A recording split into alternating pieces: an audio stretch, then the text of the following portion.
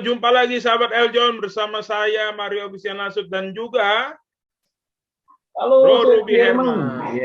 senang sekali Di nih. Startup Gallery gitu. Benar. Makanya kita jumpa lagi setiap minggunya, kita datangkan berbagai macam startup beserta founder-foundernya. Kan begitu, Bro Ruby? Yes, just info juga bahwa Startup Gallery ini masuk dalam program Indonesia Business Forum. Karena startup bukan sama bisnis, Bu. Jadi Mantap. problem solver di dunia bisnis. Jadi bisa luas lagi jangkauannya ya. SMBV ya, tetap namanya Startup Gallery tapi masuk ke induknya Indonesia Business Forum. So, di episode kali ini kita mau bahas apa nih, Mas Mario? Nah, mau bahas siapa sebenarnya? Karena kalau kemarin-kemarin kan kita wakilkan satu entitas bisnis. Ini orang ini tokoh penggerak startup, tokoh penggerak usaha digital khususnya di Palembang. Makanya kita bawa siapa? Sekarang kita bawa Jonathan Saputra, CEO dan founder dari My Office, terus juga dia founder juga dari Palembang Digital, serta baru-baru ini launching Kode Kido di Palembang nih. Halo-halo aja langsung saya. Bro Jonathan Saputra, silakan. Iya, thank you buat Bro Mario dan Mas Ruby ya, thank you banget udah diundang di acaranya Startup Gallery ya. Kaget sebelumnya di WA Mas Mario untuk ngisi. Siapalah gua ini hanya seorang petani di Sumatera Selatan gitu ya, tapi petani digital gitu. Ya teman-teman, salam kenal, nama saya Jonathan Saputra. Kalau di Palembang wajib datang ke Palembang, suwon-suwon, ngobrol-ngobrol sama teman-teman kita di Palembang, Palembang Digital. Jadi saya sering dipanggil namanya Bang Jo, Kak Jo, Kojo, semuanya lah. Terakhir waktu Sincia Imlek ya, IDN Times ngangkat Kojo gitu kata Mas Mario, Bolu Kojo gitu. Jadi saya juga bergerak di bidang digital. Saya sehari-hari punya coworking space, pelopor coworking space pertama di Sumatera Selatan, namanya My Office Coworking Space. 2018 saya dirikan bersama para partner ya, teman-teman dan investor. Terus tahun 2020 waktu pandemi saya bersama teman-teman startup digital dan toko-toko digital yang ada di Palembang menciptakan sebuah ekosistem builder atau komunitas digital yang bernama Palembang Digital. Dan terakhir sebelum Kode Kido, saya bersama tim buat yang namanya Sumsel Startup Founders dan juga Sumsel Startup Enthusiast, sebuah komunitas startup yang memang menaungi seluruh startup yang ada di Sumatera Selatan maupun yang ada di Palembang. Nah, baru benar kata Mas Mario tadi, 2021 akhir tahun kemarin Desember kita resmi hadir di Palembang, namanya Sekolah Coding Kode Kido Palembang, Coding for Kids, yang memang license HQ-nya ya, headquarter-nya ada di Silicon Valley, USA, Amerika Serikat, dan kita sebagai licensor yang megang di Sumatera Selatan di Palembang. Jadi kita bawa coding di Palembang, khususnya untuk anak-anak, karena sejalan dengan visinya kita untuk mendigitalisasi kota Palembang dan memajukan daya saing digital index yang ada di Palembang, Sumatera Selatan. Mungkin itu singkatnya, Mas Mario dan Bro Ruby. Oke, Bro Ruby, mau mulai? Silakan. Yes, ini tadi mendigitalisasikan ya. Nah, apalagi berhubungan sama coding, sebenarnya apa yang ingin di-sharingkan nih, khususnya tadi ke anak-anak, lebih ke, mungkin kalau banyak orang awam kan, ya kan, buat apa nih tujuannya, supaya anak bisa apa, coding itu bisa tujuan apa? Ini pertanyaan orang awam gitu ya, silakan. Biasanya kan sekolah bahasa Inggris ya Bro Ruby ya, sekolah musik. Ini kenapa nih sekolah coding nih? Mau jadi insinyur, ini kenapa coding? Ini menarik ya. Jadi sebenarnya basically-nya banyak yang nanya orang tua sama kita, Pak, ini kalau anak saya belajar coding tuh bisa ngapain sih nanti? Terus apa sih coding itu ya? Nah, saya jawabnya simpelnya gini sih. Kalau course digital itu sebenarnya sama halnya kita kalau mau belajar bahasa Inggris, mau belajar musik. Kalau anak-anak ya, kita ngomongin orang tua mau belajar musik, tujuannya biar anaknya bisa main musik kan gitu. Nanti bisa menciptain lagu. Terus kalau misalnya bahasa Inggris, dia course bahasa Inggris, anaknya ujung-ujungnya nanti bisa ngomong bahasa Inggris gitu. Nah, kalau coding kan nggak mungkin anaknya ngomong bahasa coding kan. Oh, E4 gitu nggak mungkin. Nah, kalau coding, apa yang didapatkan ketika kita belajar coding untuk anak? Yang jelas adalah anak-anak kita dilatih untuk menciptakan sebuah produk teknologi. Nah, ini banyak ngomong, apa tuh Pak produk teknologi? Banyak yang nggak tahu produk teknologi, padahal produk teknologi itu udah dipakai sehari-hari ini.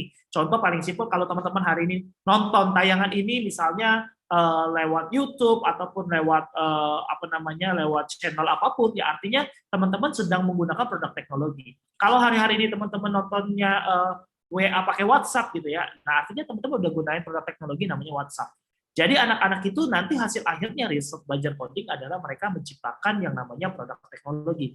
Jadi dari kecil anak-anak udah dilatih mereka buat yang namanya produk teknologi, bisa aplikasi, bisa games, ya, bisa yang lagi heboh bisa buat metaverse gitu ya, bahkan bisa buat NFT gitu ya. Jadi anak kecil kita ajarin bagaimana mereka menciptakan create ya, menjadi seorang kreator, menciptakan yang namanya produk teknologi.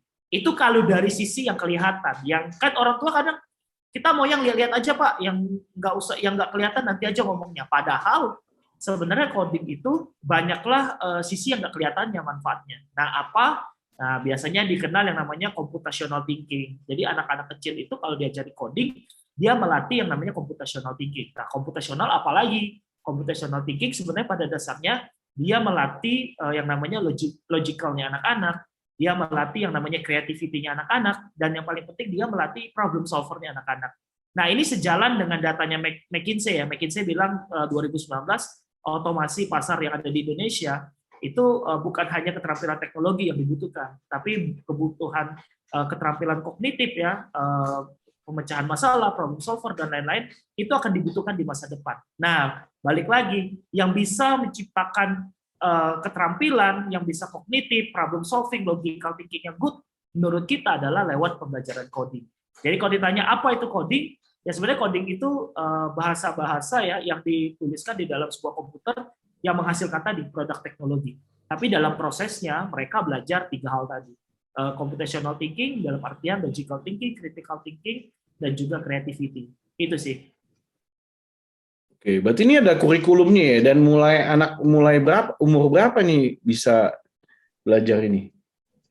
Iya, kebetulan HQ-nya kita ada di Silicon Valley, USA ya. Jadi di sana teman-teman riset kurikulumnya ada di sana. Visinya Codekido adalah jelas ya, ingin anak-anak yang ada di Indonesia itu mereka juga bagaimana memahami tentang dunia digital yang ada di luar negeri gitu ya. Bagaimana Silicon Valley berkembang itu pengen diduplikasi ada di Indonesia gitu. Nah, di sana sebagai R&D ya, pusat R&D-nya di Silicon Valley, nanti ditransfer ke kita kurikulum pembelajarannya, itu bisa diajarkan dari anak-anak umur 4 tahun. Nah, 4 tahun itu sampai umur 6 tahun kita ajari yang namanya STEAM, ya, Science, Teknologi, Matematik, dan Art, gitu ya. Terus kalau dia udah umur 7 sampai ke atas, itu mereka baru masuk belajar coding. Jadi kita nggak serta-merta anak kecil langsung coding. Jadi mereka pengenalan dulu tentang coding, tapi lewat STEAM gitu. Lewat permainan, lewut unplug, ya, komputasional tanpa belajar komputer tanpa komputer gitu. Jadi namanya komputasi seperti itulah. Jadi pakai alat, pakai kartu gitu ngajarin logicalnya. Jadi dari anak 4 sampai umur SMA 18 tahunan itu bisa kita ajarin. Oke. Mungkin Pak Mario mau ada pertanyaan juga nih, Pak Mario. Iya, jadi kita tadi belajar coding apalagi di Palembang ya dari usia dini. Sebenarnya saya pengen tahu nih sebagai kuncennya ya di Palembang gitu ya. Sebenarnya ekosistem di Palembang ini atau kesiapan mungkin nggak muluk-muluk lah ngomongin infrastruktur gitu ya. Tapi dari sisi Palembang sendiri ekonomi digitalnya bagaimana nih sampai saat ini gitu supaya juga sahabat Eljon juga tahu. Jadi Indonesia itu bukan cuma Jakarta, Jabodetabek gitu ya, tapi Palembang juga mungkin punya potensi atau apa yang sampai mau dikembangkan tadi sampai usia dini. Ini kan sebenarnya saya tahu banget nih Bro Jonathan nih ada grand design-nya lah ya, roadmap-nya. Iya, co-working space, terus juga coding, terus bikin komunitas juga Palembang Digital. Tapi saya pengen tahu Palembang nih gimana nih progresnya sampai saat ini perkembangannya. Silakan. Iya, ini menarik ya Mas Mario dan Mas Ruby. Jadi komunitas ataupun co-working space yang kita bangun itu beranjak dari data sebenarnya. Jadi kita punya data dari daya saing digital index Accenture ya, competitiveness index-nya Sumatera Selatan. Itu tahun 2019 kita peringkat 18, tahun 2021 itu kita peringkat 21. seluruh Indonesia ya. Dari ini 34. Dari 34 provinsi. 18. Ya. Terus turun 21. 21 dari 2000 dan 34. Ini ngomongin daya saing digital index ya. Itu indikatornya jelas ya. Ada tentang kemampuan mahasiswa ya, kemampuan rumah tangga tentang teknologi dan lain sebagainya. Nah, melihat data ini kita tuh bingung. Sekarang kalau kita tanya orang Palembang, Palembang tuh kurang keren apa coba? LRT yang ada di Indonesia gitu ya. Itu cuma di Palembang gitu ya, di luar Pulau Jawa gitu ya. Yang kerennya ada LRT. Terus food yang paling good banget ya di mana? Ya di Palembang gitu. Pempeknya, siapa nggak kenal songket gitu. Tapi kalau kita merujuk ke IT-nya, kok miris banget ya. Di Sumatera kalau 2021 kita nomor 7, Mas. Kita kalah sama Bengkulu sama Jambi. Nomor 1 ya Sumatera, Medan ya, jelas ya, Padang gitu ya. Jadi kita tuh bingung, why gitu, ada apa? Terjadi apa di Palembang? Kita nggak ngomongin dari sisi government-nya lah ya, kita ngomongin dari sisi ini masalahnya dari mana sih? Sehingga setelah kita lihat, karena saya mainnya di ekosistem ya, ngomongnya di coworking space, artinya terimbas ke coworking space-nya kita. Saya buat coworking space, ekosistemnya nggak ada, siapa yang mau kerja gitu? Startup nggak muncul, siapa yang mau kerja? Anak-anak SMA hobinya ke coffee shop, nggak mungkin ke coworking space gitu ya. Jadi saya sama teman-teman coba pikir, terus ya ada Mas Sofian gitu ya, dan teman-teman yang lain, kayaknya yang salah itu adalah mereka itu nggak ada wadah deh, Jo. Itu kita ngobrolnya gitu. Jadi mereka ini ada sebenarnya, tapi terpecah-pecah. Nah, sehingga mereka ini nggak teradar lah gitu, kita nggak bisa lihat gitu, Jo. Sehingga nggak ada yang punya ide, nggak ada yang punya gagasan untuk punya visi majuin kota gitu. Sehingga ya udah gitu-gitu aja. Nah, akhirnya singkat cerita, kita bentuklah yang namanya komunitas Palembang Digital. 2020 tanggal 21 April, saya ingat ya waktu Hari Kartini, saya dengan Sofian dan teman-teman yang lain meluncurkan webinar perdana kita tentang building smart city kalau nggak salah ya, bagaimana kita melihat smart city di kota lain. Di situ webinar pertama, saya ingat membernya hanya 20 waktu itu. 20 orang Palembang semua. Kita ngomong di situ bahwa hari ini kita punya komunitas namanya Palembang Digital tahun 2020. Seiring berjalan waktu, kita cuma bikin program webinar aja tuh, Mar. Jadi seminggu sekali kita bikin webinar, kita ngundang teman-teman Jakarta ngomong, teman-teman Palembang ngomong. Ternyata besar gitu. Lama-lama banyak yang join. Itu WhatsApp saya ingat banget. Cuman mampu itu nampung 3 hari waktu komunitasnya terbentuk, 3 hari udah nggak cukup lagi. Terus kita pindah ke Telegram dan akhirnya membludak gitu. Beludaklah sampai hari ini membernya udah hampir 1.200 gitu ya di dalam itu, di dalam Telegram kita. Nah, lewat komunitas ini kita banyak banget lakuin program. Jadi ada program workshop session, ada sharing session, ada program-program webinar upgrade skill dan lain sebagainya. Nah, sampai akhirnya komunitas pertama yang bisa kolaborasi dengan komunitas sosial waktu COVID, yaitu adalah komunitas Palembang Digital. Kita bikin yang namanya Bantu Sumsel saat itu ya. Sampai kita bawa kemana-mana, COVID, orang-orang butuh bantuan, silakan kontak ke apps-nya kita, Bantu Sumsel. Itu inisiatornya dari Palembang Digital dan teman-teman komunitas sosial. Nah, akhirnya dari situ berkembanglah mulai ini. Komunitas Palembang Digital berkembang, digital company ini mulai muncul. Perusahaan-perusahaan ini mulai berani muncul. Mereka mulai nyari talent sama komunitas. Pak, saya punya software house, saya butuh talent. Ya udah, oke. Kita bikinin platform namanya Jopatal. Jadi teman-teman yang dari lulus, kita coba konekin dengan teman-teman perusahaan company, startup-startup yang ada di Palembang. Akhirnya berjalan program ini, lambat laun semakin besar. Jadi entity-nya semakin besar, ekosistemnya semakin besar. Nah, talentnya udah ada saat ini, dan ekosistemnya udah mulai kebentuk. Tapi pertanyaannya, talent yang jadi, mereka keluar kota, nggak ke Palembang, nggak netep. Nah, muncul problem lagi nih sama teman-teman. Jadi ini mereka udah tamat dari Unsri, misalnya dari mana, mereka ikut komunitas, terus tiba-tiba mereka ngelamar di Tokopedia, ngelamar di mana-mana gitu. Terus kita buatin ekosistem sini buat mereka keluar gitu, bukan mereka netep gitu ya. Satu loncatan gitu ya. Iya, percuma aja gitu. Jadi mikir lagi, ujung-ujungnya Agustus 2021 ya, Juli, kita mikir kayaknya kita harus punya program untuk ciptain yang namanya entrepreneurship. Program namanya ciptain produk-produk startup, baik dia full startup, waktu teknologi startup. Kita harus rangkul nih semua. Akhirnya kita launching lah namanya Sumsel Startup Founders. Kagetnya Sumsel Startup Founders itu banyak juga yang ikut. Mario masuk juga di dalamnya. Kalau kita data, Palembang saat ini ada 55 startup teknologi ya, yang mereka semuanya aktif semua. Nanti ada kejutan ya, ada satu startup yang ada di Palembang, yang itu akan diakuisisi oleh salah satu calon unicorn yang ada di Jakarta ya. Tapi nanti aja kita doakan semuanya lancar. itu asli Palembang yang akan coba dibawa ke go nasional. Akhirnya terbentuklah Sumsel Startup Founders, dan para talent tadi yang mau keluar kita arahkan untuk kerjanya di ini aja startup lokal. Dan kita edukasi startup lokal adalah lu harus kasih hire teman-teman ini ya secara salary itu minimal standar UMR-nya kita. Jadi jangan sampai, atau bisa lebih kalau mereka punya bonus dan lain-lain sehingga mereka nggak keluar. Dan ini disepakati oleh beberapa founder gitu ya, akhirnya mereka tergabung di kerjanya di startup gitu. Nah, lihat ekosistem ini kebentuk nih, udah ada startupnya, udah ada talentnya, udah ditemuin, program udah jadi. Akhirnya ekosistemnya mulai kebentuk, digitalnya mulai kebentuk. Palembang udah mulai dilirik oleh para stakeholder. Terakhir, Telkom udah mulai lihat kita diajak kolaborasi, bikin Sriwijaya Digital Conference gitu ya. Terus akhirnya kita juga dilirik oleh Semen Batu Raja, kita diajakin podcast kemarin untuk bagaimana memikirkan ide-ide digital. Terus kita kemarin waktu pameran namanya pameran Sriwijaya itu kita di-appreciate oleh Pak Sandiaga ya. Pak Sandiaga datang ke booth kita, terus kita kasih baju, terus dia sangat senang ya bahwa di Palembang punya komunitas dan ekosistem digitalnya gitu. Nah sampai hari ini itu saya nggak tahu ya karena digital index-nya belum keluar data yang untuk 2022. Tapi kalau kita lihat perkembangan itu sangat jauh berkembang. 2019 orang Telkom tanya kita berapa startup di Palembang, saya nggak bisa jawab Pak. Sekarang orang Telkom nanya kita berapa, saya bisa dengan gagahnya jawab sekian. Apa aja saya bisa jawab, nih database-nya, ini wallpaper-nya, ini company profile-nya, ini bisa lihat. Talent-nya ada nggak talent digitalnya? Kita punya 1000 data, ini anak-anak calon-calon para engineer, calon-calon produk digital kita punya semua. Bahkan 70% data yang kita punya itu kita udah clustering. Ini mereka mau jadi apa tuh dari minat yang mereka punya.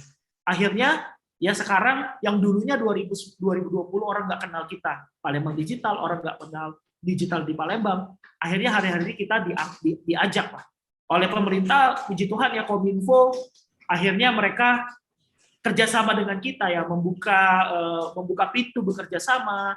Terus juga beberapa kepala dinas pariwisata juga membuka pintu kerjasama untuk ngomongin masalah digitalisasi. Nah, growth-nya sangat jauh dari 2019. Tapi mudah-mudahan nanti data keluar, akhirnya harapan kita adalah Palembang bisa nyalip ya di role-nya dia lah. Kan Palembang ini apa ya? Saya bilang kejayaannya Sriwijaya tuh adanya di Palembang gitu ya. Hub-nya Sumatera tuh harusnya di Palembang gitu. Kita di tengah gitu ya. Jadi mudah-mudahan kita bisa minimal nomor 1 atau nomor 2 di Sumatera. Itu harapannya, Mas. Ya kan? Udah mau nyalon ini Jonathan nih. Kagak. Oke, Bro Ruby sampai tertegun, terkesima itu ya. Saya lagi mau siapin pertanyaan atau mau break dulu nih. Kita break dulu deh. Oke, sahabat Eldon, ini seru banget kita bahas. Nanti kita akan masuk ke segmen 2 tetap di Startup Gallery. Kembali lagi kita bersama Startup Gallery, masih bersama saya Mario Agustian Nasut dan juga Bro Ruby Herman. Waduh, kita sampai terkesima tadi ya. Jadi perkembangannya ekosistem di digital gitu ya. Masih bersama John Ethan Saputra. Banyak banget nih kalau saya sebutin nih. Foundernya My Office, terus juga ownernya licensor ya dari Kode Kido Palembang juga, terus juga ketua sukunya ini Palembang Digital. Nah, gitu. Tadi saya menarik ya, jadi ada perkembangan tersendiri lah ya. Karena Palembang ini kan ya dibilang 5-10 tahun belakang ini kan ekonominya gila banget ya. Tumbuh banget, apalagi ngomongin di Sumatera gitu kan. Nah, tapi ternyata belum dikoordinisir gitu ya, sebelum ada Bro John Ethan nih bergerak nih dan sama teman-temannya di Palembang Digital. Makanya sampai saat ini bisa mengkurasi tadi hampir 1000 talent, terus juga startupnya juga lebih dari 50 startup. Ya seneng juga lah ya, kita bisa melihat perkembangan nggak cuma di Jakarta aja gitu. Nah, kita masuk lagi nih di bisnisnya Bro John Ethan. Nah, tadi kan My Office sendiri kan sebagai yang pertama nih di Palembang ataupun di Sumatera Selatan. Terus juga perkembangannya gimana? Kan masuk ke pandemi nih, era pandemi. Kalau di Jakarta ya kita lihat sendirilah ada beberapa yang tutup dan ada beberapa juga yang survive. Nah, ini menarik nih. Bisnis coworking space nih kebetulan Bro Ruby ini kan juga property expert juga ya, property YouTuber juga. Pengen tahu apa namanya industri di coworking space ini gimana di Palembang? Dari pandemi sampai saat ini. Silakan di-share. Iya, kalau ditanya, banyak teman-teman nanya Palembang di mana ya? Jadi kita 2018 saya buat coworking space, Mas. Saya dibilang oleh para apa ya, dulu orang-orang sini ini banyak banget apa ya dibilang ya, property agent lah gitu ya. Nah, jadi nggak mungkin maju lah, coworking space di Palembang mana mungkin maju gitu ya. Ya kita agak down juga gitu. Waduh dengarnya, ini para pakar ngomongnya gini, kita baru launching hari itu ya. Cuma kita mikirnya lagi, rohnya coworking space itu kan sebenarnya bukan masalah tempat, bukan masalah space. Karena kalau masalah space sama tempat, ya larinya itu kita rent office ya gitu ya, dan lain sebagainya. Jadi saya pikir-pikir, coworking space ini rohnya ada di komunitas, rohnya ada di bagaimana kita mengengagement seluruh komunitas untuk masuk ke coworking space gitu. Singkat kata 2018 sampai hari ini, kita masih bisa survive ya, kita udah hampir 4 tahun, berarti ya 3,5 tahun kita masuk. Di 2018 akhir kita mulai, 2019 mulai 2 bulan kita coba edukasi pasar gitu ya, akhirnya kita tiba-tiba langsung berdentum rame gitu, para startup nasional masuk tempat kita, ada Tokopedia, ada Oyo ya gitu, ada Shopee, tiba-tiba nganternya tempat kita gitu, dan itu opportunity pas time-nya. Waktu kita buka coworking, para startup gede ekspansi ke Sumatera Selatan, tim BD-nya, tim manajemennya gitu. Dan akhirnya mereka berkantornya di coworking space gitu. Tapi saya lihat kayaknya bukan ini rohnya coworking gitu ya. Jadi dari 2019 tuh saya turun ke lapangan Mas Mario dan Mas Ruby. Jadi saya tuh datang ke kampus-kampus. Saya temui BEM, saya temui teman-teman para ISEC ya. ISEC itu salah satu organisasi yang membantu saya ingat kali bikin program-program di coworking space saya sehingga hidup gitu ya. Saya dan turun ke beberapa komunitas-komunitas sosial gitu, kerjasama dengan mereka. Apa yang dikerjakan? Sebenarnya kita bikin programnya adalah bagaimana program-program seperti workshop, sharing, dan lain sebagainya yang nanti space-nya kita sediain, dan kita bundling lah, seperti itu sistemnya. Dan akhirnya berjalan selama 2019-2020, 2019 itu jalan full, omset kita bagus banget ya. Rent office, kita punya private office 5 itu habis semua, itu hampir financialku masuk, kalau nggak COVID tuh masuk mereka.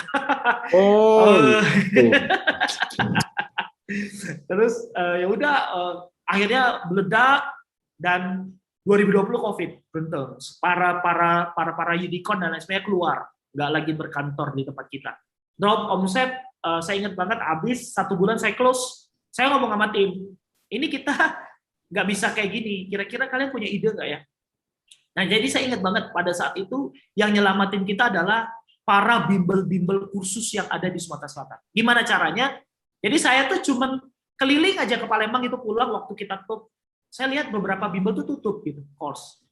Kok tutup gitu ya? Mereka tutup gara-gara mereka nggak kuat lagi untuk mereka bayar sewa saat itu. Karena orang-orang pada dasarnya nggak mau takut lah untuk mereka kursus gitu. Jadi drop. Terus ada teman satu punya bimbel, saya tanya, gimana gini deh, kan nggak mungkin semua murid itu nggak mau datang ya, pasti semuanya datang. Tapi gimana gini, saya fasilitasin kalian tempat, saya punya meeting room, saya punya private office, saya desain jadi dia kelas lah. Kita jadiin kelas, tapi kalian yang jadi mentor ya, kalian siapin kurikulum. Saya bilang gitu. Tapi Mas ini nggak ada orangnya, kita nggak sanggup bayar, kita bagi cuan aja, saya bilang, bagi persen kolaborasi. Saya bantu tempat, saya siapin space-nya, teman-teman yang siapin kurikulum, teman-teman cari masa gitu. Oh iya Mas kita coba, ternyata 10%, 20% peserta tuh masih mau offline. Ya mereka masih tetap pakai. Akhirnya, singkat cerita, yang nyelamatin kita selama pandemi adalah teman-teman para course ini. Jadi beberapa course saya ajak kolaborasi, bikin kelasnya tempat saya. Ada bahasa Inggris, ada pajak, ada coding, ada CPNS, apapun itu. Pokoknya yang penting lo masuk, gua siapin tempat, gua cuan gitu aja. Pikir gua cuma kayak gitu. Akhirnya Mas, gua kaget. Omset yang paling gede selama saya bikin coworking space, selama pandemi. Justru di pandemi wah buset nih, kok tiba-tiba rame gara-gara kita kolaborasi sama para course ini gitu. Dan akhirnya ya sampai hari ini kita masih kerjasama, survive, dan kita ditopang juga dengan office lain yang mulai masuk lagi gitu. Nah jangan lupa, yang buat kita bisa besar, kenalin kita ini adalah teman-teman komunitas. Palembang Digital ini yang ngebantu endorse-nya kita. Jadi mereka kalau kerja ngomongnya di mana? Di Patal ya di coworking space kita gitu. Ya kita gathering di mana? Di Patal ya udah di coworking space kita. Dan menariknya Mas Mario, 2019, 2020 nggak ada coworking space di Palembang. Hari ini lihatlah berapa banyak coworking space yang ada di Palembang. Berjamuran. Semua orang berlomba-lomba bikin coworking space. Ada yang instagramable, tempatnya gede, gedungnya gede, keren-keren lah. saya cuma seneng banget lah akhirnya 2018 dibilang nggak akan maju, 2021, 2022 hampir berapa bulan sekali gitu ya, ada launching, gue diundang, launching coworking space pertama, coffee shop gede berubah jadi coworking space. Gue cuma akhirnya edukasi selama ini berjalan gitu. Dan itu perkembangannya coworking space yang ada di Palembang sih, Mas Mario, Mas Ruby. Inilah namanya visioner yang mempengaruhi gitu kan. Karena semua orang pengen lihat dulu. Ketika berhasil, baru di copy. Kalau nggak berhasil, gitu kan. Ya itulah. Dan berat banget jadi pionir itu berat banget, gitu kan. Iya, tapi ya inilah. Ya nggak, dulu jadi YouTuber properti juga diketawain dulu. Nih, gitu kan. Tapi ya itu.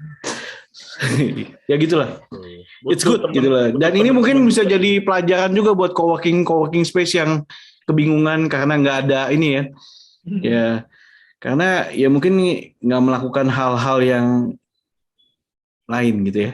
Jadi selalu ngarepin kan, wah turun ke jalan tadi, Bro Jonathan, turun ke jalan, iya kan. Ilmu salesnya jalan nih, iya kan, ilmu sales ya jalan banget ya, good. Oke. Nah, ini kan tadi banyak nih, ekosistem udah mulai banyak, coworking space mulai banyak. Nah, apa nih yang menjadi target market atau rencana kedepannya, ada apa lagi nih? Iya, itu tadi Mas Mario ngomong pasti udah ada roadmap-nya jelas. Coworking space tempat kerjanya udah ada, talentnya udah ada, digital yang mahasiswa udah keren banget banyak. Terus startupnya udah punya. Nah, saya lihat posisi yang nggak ada tuh ya di para anak kecil. Nah ini makanan empuk nih. Pikir saya ya udah edukasi yang gede udahlah, udah selesai nih kayaknya, udah bisa running ya gitu ya. Startup udah running, coworking space kita udah running. Terus yang paling penting adalah di usia dini. Ya akhirnya saya dan tim ambillah Kode Kido, ceritanya gitu. Jadi sekarang kita merintis dari. Ini ambil franchise tuh. Iya franchise. Kenapa franchise? Karena kita nggak punya resource untuk bikin kurikulum yang up to date, itu yang pertama. Tapi kita lihat nggak pilih franchise, kan banyak sekolah coding ya. Terus kenapa Kode Kido? Karena kita lihat satu senternya di Silicon Valley gitu. Wah berarti kan ini nggak main-main kurikulum. Terus kita lihat review kurikulumnya. Zuckerberg ya. Zuckerberg, iya. Terus kurikulumnya emang good banget, up to date banget gitu ya. Terus siswanya banyak dan ada di seluruh Indonesia. Akhirnya kita ambil Kode Kido. Baru 1 bulan ya kita open ya. Wah luar biasa. Sekarang murid kita udah hampir 30, baru belum sampai 1 bulan, dan price-nya itu lumayan mahal menurut kita di Palembang ya, karena pricing-nya sekitar 600-700 ribu. Nah, kalau di Jakarta mungkin 1 bulannya 4 kali cuman Mas. Kalau di Jakarta mungkin wah murah, tapi bayangi dengan SPP Palembang Mas. SPP Palembang itu sekolahnya cuma 600 ribu, 500 ribu, 400 ribu, tapi course ini harganya 700 ribu. Orang-orang, saya juga mikir pas awal, apakah ada ya orang tua yang mau course ya? Mendingan dia sekolahin anaknya daripada course gitu ya, dengan mahal segitu. Terus sekolah tiap hari, sedangkan course ini seminggu sekali gitu, 90 menit lagi. Tapi itu ya, karena kegigihan artinya kita coba mainin proses branding dan lain-lain, ternyata banyak orang tua yang join ke kita. Bahkan terakhir kita main ke bisnisnya juga, ke kepala dinas dan lain-lain, ke beberapa universitas, sekolah-sekolah kita ajak kerjasama, itu mereka sangat welcome. Nah, kedepannya kita lagi fokus ngembangin ini sih, bibit-bibit talenta anak-anak digital, anak-anak muda ini, anak-anak dari usia TK, SD, SMP, SMA ini yang akan kita coba kenalin dengan dunia digital. Nah, nanti kalau udah universitas, udah masuk ke Patal aja. Universitas ke Patal, kalau kerja ya udah lewat Patal, masuknya ke startup aja. Udah kita bentuk kayak gitu sih roadmap-nya sekarang. Oke, tinggal ini aja nih. Tinggal roadmap pembuat kebijakannya belum. Buat kebijakan ya. Iya, tinggal itu aja kan belum kan? Iya. Pokoknya gue langsung ganti KTP Palembang nanti ya. Kalau jalan. Kalau mau jalan kasih tahu. Yakin nggak lu? Kantor aja nggak jadi buka lu. Iya gitu. Nah, ini menarik banget ya, karena kita beberapa episode ini kita datengin memang tokoh-tokoh founder dari Palembang. Nah, ini puncaknya. Ini yang menginfluence-nya nih. Iya, orang-orang pertama. Ini 001 ini. Iya bro, Jonathan ya sebenarnya thank you banget nih udah memajukan Palembang juga buat orang sadar, karena kan tanpa ada perubahan tidak ada pembaharuan. Tapi kalau nggak berani coba juga nggak ada berubah juga kan. Mesti bikin kayak model NFT Gozali, mesti diciptain Gozalinya gitu loh bro. Jadi orang itu ya kan. Kayak dengan tadi coworking space rame kan, coworking space nih modal sekian gue bisa dapat sekian. Istilah kata gitu kan. Kan orang mesti melihat gitu kan. Itu. Karena ya itu pionir tuh berat gitu kan. Pionir berat. Kelas segala macem gitu kan. Even property agent ya tadi ngomong kayak gitu kan. Ya, padahal berat, ya dia yang mengutilize nilai properti kan sebenarnya kan. Ya akhirnya sekarang beberapa properti jadi coworking space juga sih bro. Iya. Yang tadinya sewanya tahunan sekarang pola-pola coworking space bulanan, mingguan, harian gitu. Alamatnya di mana nih biar pada tahu nih. Di mana? Kita di Geraha Edukasi Simpang Patal. Kalau teman-teman cari coworking space Palembang gitu ya, pasti My Office nomor 1 lah. Teman-teman cari aja coworking space Palembang, kita di Simpang Patal. Kalau tanya orang Palembang Simpang Patal, semuanya pasti tahu. Simpang Patal. Iya. Kalau di kode kidonya di? Kode kidonya di coworking space kita di lantai 2. Asli di situ juga lah, mungkin tempat lain. Bener. Situ juga lah. Takutnya nyasar orang gitu kan. Dari Ampera sebelah mana gitu kan. Ya, jadi kapan finansialku mau masuk situ? Nanti kita obrolin. Gue udah mau masuk bro. Kemarin udah tanya-tanya segala macem. COVID. Karena tempat lo suka gathering itu udah nggak ada lagi bro, udah tutup. Udah tutup? Iya. Terus gatheringnya di mana saya? Ya di coworking juga lah. Itu umpannya. Umpannya itu ya. Iya, soalnya gue roadshow ke sana, baru kenal Jonathan gitu kan. Iya. Atau mau roadshow lagi udah nggak boleh. Gitu. Ya pelajaran lah buat teman-teman juga di startup galeri ini kan, kalau bisnisnya mentok ya kan, jualannya gitu-gitu aja, mesti ubah strategi. Turun ke jalan. Turun ke jalan. Jangan demo aja. Hah? Jangan demo. Turun ke jalannya maksudnya cari solusi. Iya kan, out of the box gitu. Betul. Oke, Bro Jonathan, ini pertanyaan yang selalu saya tanyakan nih. Biar saya tebak nih. Nggak usah deh. Untuk semua founder. 5 tips untuk memulai bisnis atau menjalani bisnis dari seorang Jonathan Saputra. Silakan. Ini berat banget 5 ya. Ya kalau saya selalu ngomong intinya tuh 5 tips bisnis, artinya 1 ya menurut saya adalah rela berkorban. Itu kalimat yang selalu saya ngomong ke teman-teman. Kenapa rela berkorban? Jadi entrepreneur tuh nggak enak bro. Jadi bisnis nggak enak. Di saat orang gajian kita kadang-kadang nggak gajian gitu. Makanya nombok iya lagi ya. Nombok iya gitu. Kalau mau sukses siap nggak dulu untuk nggak digaji. Itu yang selalu saya ngomong. Saya waktu bangun coworking space 6 bulan saya nggak digaji bro. Walaupun dulu saya latar belakang saya kan pengajar course ini IT ya, software house gitu ya. Ya software house kan banyak banget uangnya gitu ya. Tiba-tiba bangun coworking space bisnis yang beda banget. Untuk ngerintis saya 6 bulan nggak digaji gitu. Di situ saya belajar gimana rasanya sakit gitu ya. Ketika anak buah ditransfer gaji, gua nggak bergajian gitu. Ambil dari tabungan. Jadi saya selalu ngomong para founder itu harus siap rela berkorban, berani mati dulu. Tapi jangan kelamaan matinya gitu. Kalau lama mati beneran. Jadi kalau misalnya lo rela berkorban ya lo harus ada time waktu ya. Udah 2 bulan, 3 bulan, 4 bulan, atau 6 bulan. Kalau gua kemarin 1 tahun. Jadi kalau 1 tahun nggak berkembang, gua akan off. Gua udah ngomong kayak gitu. Tapi puji Tuhan 6 bulan gua ada hasil gitu. Gua bisa nikmati gitu. Itu yang pertama. Terus yang kedua, gua selalu ngomong soal sabar ya ke teman-teman. Jadi nggak ada yang instan. Dunia ini nggak ada yang instan. Bayi aja ngerangkak, semuanya pakai sabar. Kecuali kalau teman-teman mau jadi follower gitu. Kalau mau jadi follower nggak usah sabar, bisa sih. Tapi ya gitu-gitu aja marketnya gitu. Kalau mau jadi seorang kreator, jadi seorang entrepreneur harus sabar. Nggak ada market yang instan. Waktu bangun coworking space nggak serta-merta langsung rame. Bangun Palembang Digital membernya nggak langsung 1000 gitu. Ya bangun Kode Kido awal-awal ini nggak langsung 30-40 murid gitu ya. Pelan-pelan, semuanya harus pelan-pelan. Jadi harus sabar, harus rela berkorban, harus sabar. Yang terakhir ya 3 ya bro, mungkin kalau 5 kebanyakan. Yang 3 adalah saya selalu ngomong hargai waktu sih. Waktu itu penting karena saya ngomong hidup ini kayak bongkar batu es, bro. Yang semakin lama semakin cair, bro, semakin habis. Jadi kalau kita batu es itu didiemin, kita nggak ngapa-ngapain, ya habis, ngecil, lama-lama udah hilang gitu. Dan es itu nggak bakal bisa utuh lagi, bro. Tetap lama-lama dia hilang gitu, nggak bisa jadi bongkar es lagi. Jadi saya ngomong hargai waktu gitu. Selagi kita masih muda, saya punya mimpi itu sebelum 40 tahun. Kalau orang 30 tahun ya. Karena dulu saya punya mimpi sebelum 30 tahun saya sukses. Tapi saya udah masuk 30 tahun kayaknya belum sukses gitu ya. Pengennya bisa ini ya, bisa financial freedom dan lain-lain. Nah, saya punya mimpi 40 tahun, saya udah sukses. Nah, selama waktu untuk menuju itu harus dimanfaatin. Sekarang semua informasi gampang dipakai. Jangan jadi anak-anak yang mager gitu. Nah, itu banyak sekali saya temuin para founder startup ya, baru ketemu tantangan sedikit, aduh udahlah nantilah Pak, nantilah. Kalimat nanti itu yang kadang saya benci, bro. Nantinya kapan gitu ya? Nggak ada eksekusi gitu. Lo punya ide tapi nggak ada eksekusi, nggak menghabiskan waktu gitu.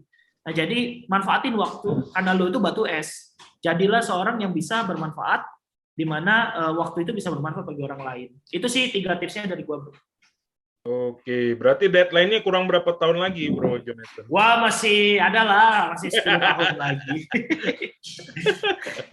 Pertanyaan tanpa nanyain umurnya berapa sekarang. Iya, orang bisa bikin puzzle dong lu. Iya, mantap. Jadi emang harus di tempat terus, mau rela berkorban ya. Juga jangan lupa jangan lupa juga untuk berkolaborasi juga ya.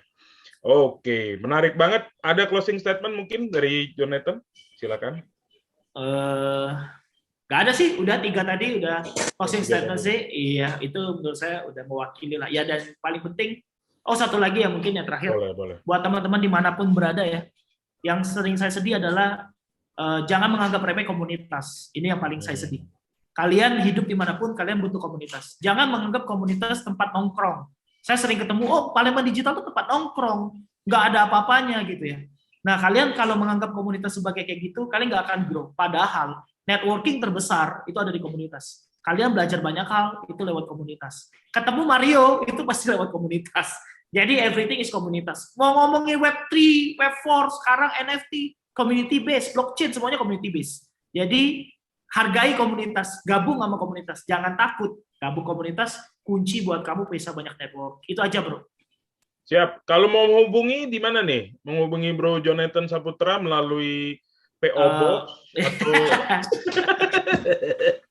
kan kalau dulu kan majalah mau kirim ada PO Box. Ini namanya Palembang Digital, bro. Jangan PO Box tuh. Itu menghina. Digital kan email gitu. Iya. Kalau mau ngubungin bisa ke websitenya saya jonathansaputra.com atau misalnya DM Instagram Jonathan Saputra. Kalau misalnya teman-teman mau tahu tentang My Office, mau tahu tentang Palembang Digital, silakan langsung aja ke palembangdigital.org. Di situ udah ada banyak startup-startupnya dan juga ada My Office di dalamnya. Silakan DM, kita open kolaborasi sama siapapun, kita open sih. Ya, makanya kemarin saya nanya-nanya rumah di Palembang, saya survei dulu, tanya sama Jonathan, Bro Ruby. Saya kan nanya juga sama Bro Ruby kan. Saya tanya sama yang punya Palembang. Kurang, Bro. Oke, siap. Itu. Oke, Bro Ruby, ada lagi? Silakan. Oke, mungkin soal ini, Bro, pendanaan. Oh iya. Lupa tuh. Iya. Pendanaan nih, boleh. Yang terakhir. Closing statement aja saya. Iya. Kalau soal pendanaan nih, ini kan banyak banget kan. Kalau Palembang Digital kan basisnya community. Kalau My Office sama Kode Kido nih, pendanaan awal-awalnya gimana? Boleh diceritain nggak? Ada ceritanya nggak? Wah, ini mah Palembang tuh problem terbesar di pendanaan. Kalau mau tahu, kita nggak ada angel investor, kita venture capital aja nggak ada di Palembang. Mereka nggak melihat. Tapi kalau ditanya sultan banyak banget di Palembang. Pasti banyak. Banyak. Tapi kalau mau minta sama sultan, nomor sekian. Tapi kalau saya, jujur, saya Kode Kido sama My Office, saya diinvest. Jadi sebelum saya punya program coworking space dan Kode Kido, saya pitching, bro. Pitching sama salah satu partner saya. Memang beliau tokoh pendidikan di Palembang, ya. Saya sebut namanya Pak Johannes Agus Taruna. Beliau punya visioner. Dia seorang, saya bilang pakar pendidikan modern, ya. Tokoh yang punya visioner. Dan saat itu saya pitching, saya ngobrolin konsep bisnis saya. Kita sama-sama discuss, dia cuma ngomong sama saya gini, lo yakin mau buka coworking space? Iya Pak. Ya udah. Saya punya dana sekian, saya punya tempat, lo kelola ini. Cuman kayak gitu aja. Terus saya tanya, kok Bapak percaya sama saya? Dia cuma ngomong, saya lihat visi kamu. Saya lihat kamu punya visi, dan saya lihat waktu kamu menjelaskan, kamu nggak ada ngomongin soal bagaimana cuannya di bisnis ini. Tapi yang kamu ngomongin bagaimana nanti grow-nya ke depan seperti apa. Nah, akhirnya saya diinvest, dan akhirnya karena kita diinvest, coworking jalan, dan beliau ngajak kolaborasi lagi di Kodekido. Di Kodekido saya juga diinvest oleh beliau invest ke saya, ya udah kita jalani bisnis ini lagi ya. Ya udah kita jalanin bisnis ini. Jadi pure semuanya dari bootstrap ya, duit pribadinya investor yang saya kenal, terus dikasih gitu. Tapi kalau para startup di sini gimana ya kalau pendanaannya? Kalau di sini rata-rata mereka bootstrapping semua.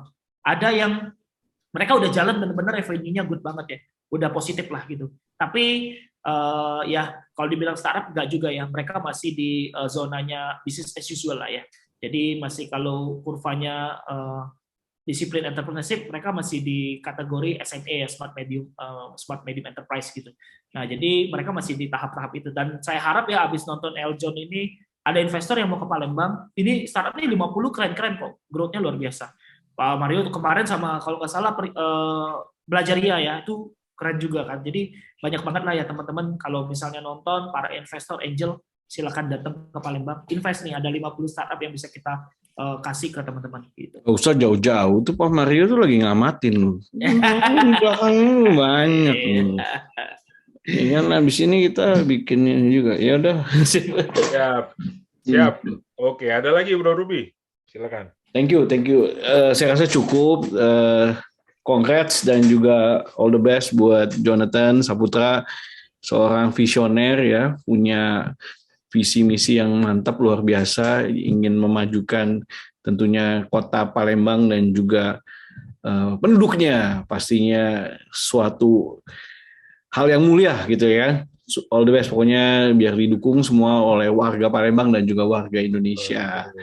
Sekali lagi terima kasih buat sahabat Eljon yang telah menyaksikan program ini, pastinya semakin maju di Indonesia.